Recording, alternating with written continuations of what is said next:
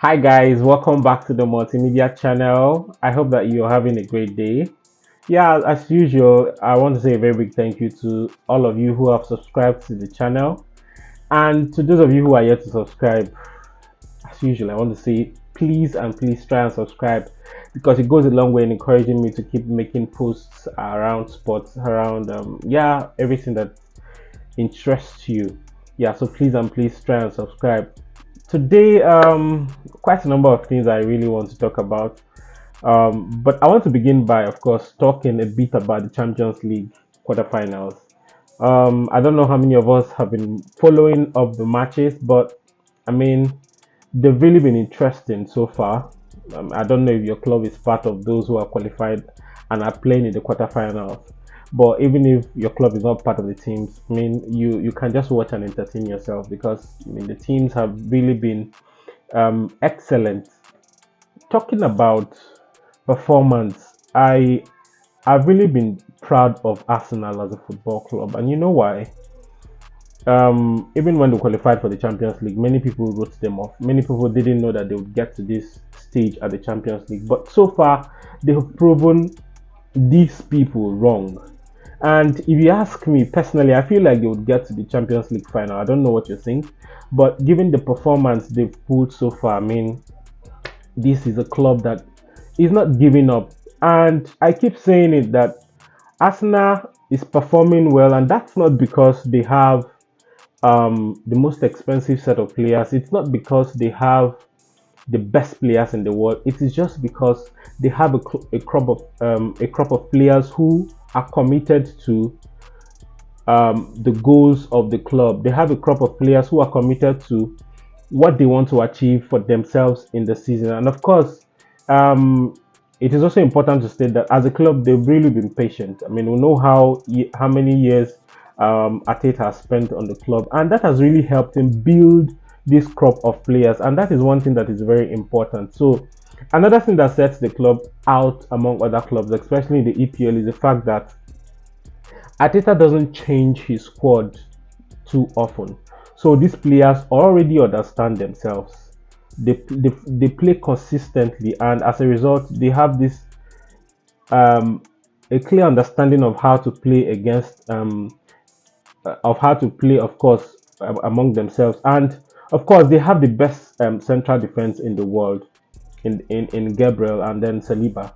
Yeah, so kudos to them. They've really been impressive. And of course, Real Madrid, Man City, Bayern, Dortmund, and the rest of them. Yeah, so all of them have really been impressive. And as a matter of fact, they are currently no underdogs, and it makes it really difficult for you to say who would get to the finals. But like I said, I feel like I would also want Arsenal to get to the finals because I mean they've really worked hard. I give it to them. I give it to the club. I give it to the coach, the players. Yeah, so this is me wishing them well. I mean, if you watched all of the games during the week, that's Tuesday and Wednesday, you would realize that no club is really willing to let go. I mean, every club is pursuing silverware.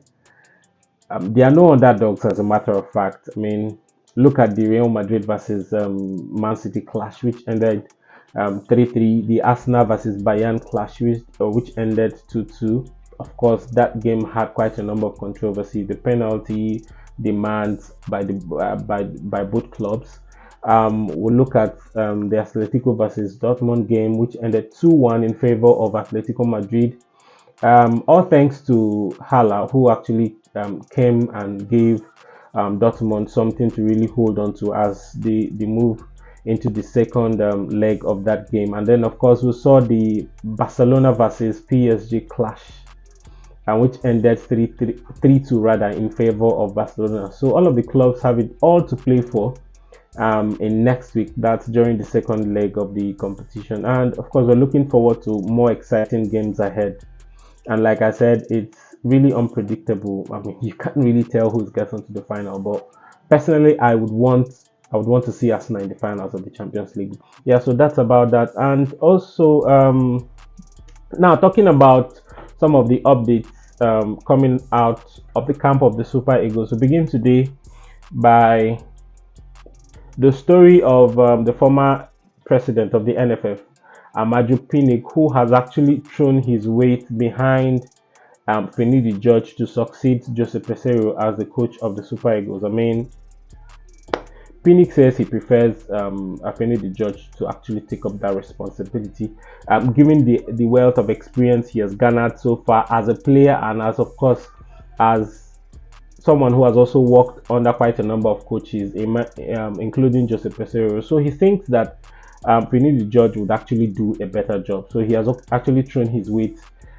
behind the former Super Eagles player. So among the qualities he listed that George possesses, for which he really would want him to get that job, is the fact that he has leadership skills, he has humility, and then of course experience both as a coach and as a player.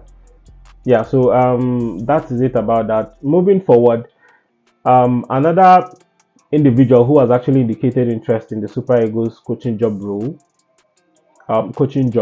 is Emmanuel Amuneke. Amuneke, of course, as we all know, or as we all remember, was also a former player of the Super Eagles. So he has actually indicated interest in that role. He says that, of course, he possesses the qualities that would actually make the Super Eagles one of the most outstanding national teams in the world. So he has asked to be considered.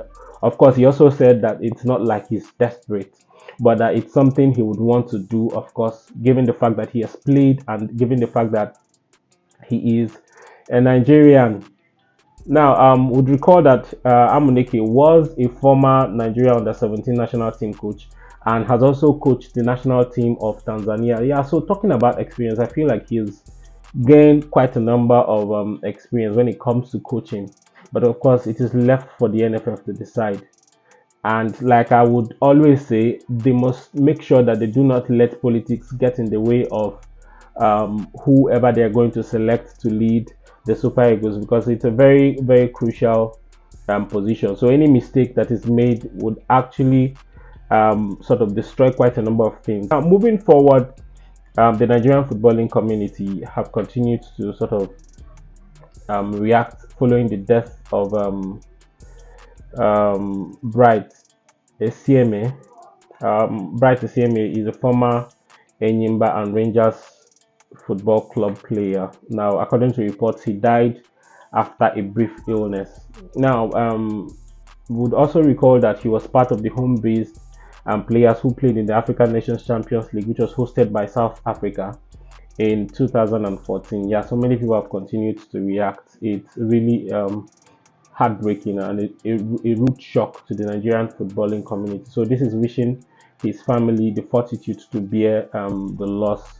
Now, moving forward, a former Super Falcons player, striker, Desire Paranozi, has actually said that the Super Falcons would make positive impact in the 2024 Paris Olympic tournament or Olympic Games.